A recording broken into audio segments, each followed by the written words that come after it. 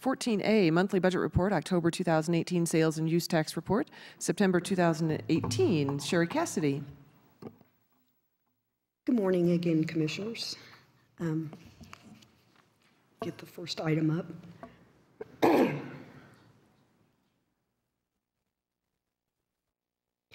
So this is our October budget report. And for the general fund, unrestricted revenues, we are moving along as anticipated. Our sales and use tax is up. Everything else is coming in as we expected. We still have the specific ownership tax here that we know is going to be around $625,000 short by the end of the year. So it's tracking right where we expected it to. We got some items, we have some increases and decreases on clerk and recorder fees. Sorry to interrupt. Oh, sorry about that. But just because you mentioned the specific ownership tax, so that's actually going to decrease even more next year, right? An extra $200 and some thousand based off D2s. Correct. We reduced our budget by the $231,000 for the additional mill levy that was passed in that district. So it will redistribute the specific ownership tax. Okay, so I just highlighted it because last year the over 600,000, as you mentioned, another $200,000+. I think in the budget that we just approved, it was at 7.4. Correct. So over 10% loss of that funding stream in 2 years based off of those changes. Right. Yeah, not doing anything we did. just wanted to highlight that. So that will be an ongoing reduction. Correct. It's just how the formula works, but that it is that impact to us. And then on the clerk and recorder fees, we have the drive system is now fully reconciled. So this is a good number back in here again. As you can see, we're up $200,000 on it. So overall for our revenues, we're up $679,000 to date. On the unrestricted expenditures, we have our other operating and capital. We've got some project numbers that are in here. So there's some projects going on. That's why there's a lot of underspending in this area. Those projects that are not complete will be reappropriated into 2019 for them to be completed there. And then, of course, on the Tabor retention I-25 gap funding, the full $7.5 million is still here. None of that has been expended, and it will also be reappropriated. And then this was the Tabor money transferred out to Road and Bridge. For the partially restricted funds on the Road and Bridge Fund, the revenues are coming in as expected. We think this highway user tax up here is some timing on it. It comes in with like a phase 1, 2, and 3. And the numbers between those sometimes shift between months. So we anticipate we'll have the full amount of that by year end. On the expenditure side, we've got some funding, a little bit of underspending in personnel, but of course we need to have some underspending in case of overtime needed for snow plowing, snow events. And then on their projects down here, here's the $6 million Tabor money, and then the 7.9 in other projects. And those are outlined on this slide. So there's about 10.2 million of projects on that. You can see those top 4 are Tabor projects. The other items are just earmarked items for various projects, and those total 11.9 million. For human services, all of those funds are as expected.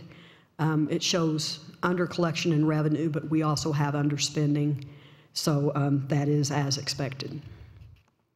The community investment, everything on that, there's no activity or very little activity for the month of October. In November, the month of November is when we'll see the final payments go out on those. The self-insurance fund, this first one is the combined summary.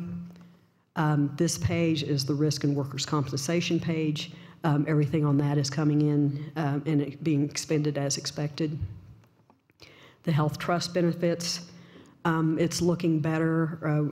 We had done that appropriation earlier this year, but now we're seeing some underspending in prescriptions. It probably won't end up that high, but I'm happy to see that it is coming in, and we, along with our health benefits consultant, continue to closely monitor these areas. On the restricted funds, we have the public safety tax through September for the revenues is the 18.4 million, and then this is their expenditures through October. Some of this is some project money, and if those projects aren't completed by the end of the year, that will be reappropriated. And then same thing on some of these other items. We have some projects going on that will be reappropriated if they're not completed by December. The general fund for the community services on that page, these are some of the parks projects that are going on, Jones Park, Bear Creek, some of those other items. Then they also have their upcoming projects outlined. And then this is the second page of that. So they have a total of $4.2 million of projects going on right now. For Conservation Trust, everything is on budget. Schools Trust, we won't see any more activity in this item other than if we might get a little bit more revenue in it by the end of the year. The Household Hazardous Waste, it is right on budget. The local improvement districts, this is the excuse me, the Falcon Vista, and we're showing overspending on that, but that's because we've got additional revenues collected that we weren't anticipating. So on this item, we always wait for the Treasurer's Office to make the final payment out to them, and then we'll come back with a cleanup resolution at year end. We'll appropriate these additional revenues that we receive to offset this expenditure line. And any questions on this? Any questions? No? Great. Thank you. And I'll move on to the September sales and use tax activity.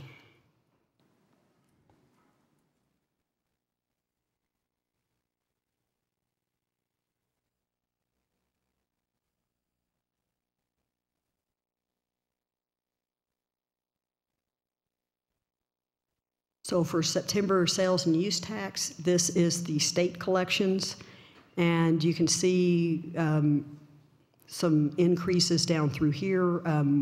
We believe that is all from, or a lot of it is from the hail storm that we had. So we'll probably see that drop off. The historical use tax, you can see the big increase here. So that's probably from a lot of the vehicles that were damaged. Hopefully people will go out and buy Christmas presents too, and maybe we'll see that continue. The historical use tax on buildings, this is from regional building, and we're seeing a big increase on the budget here too. It's probably a lot of roofs being replaced. The historical sales and use tax, the combined total, so the combined, we're up 7.05 for the month from 2017. So for the year, we're at 6.5% up, 6.58% up. And then the sales and use tax budget to actual. So for the actual budgeted amount, we're up slightly. We're up 0.69%.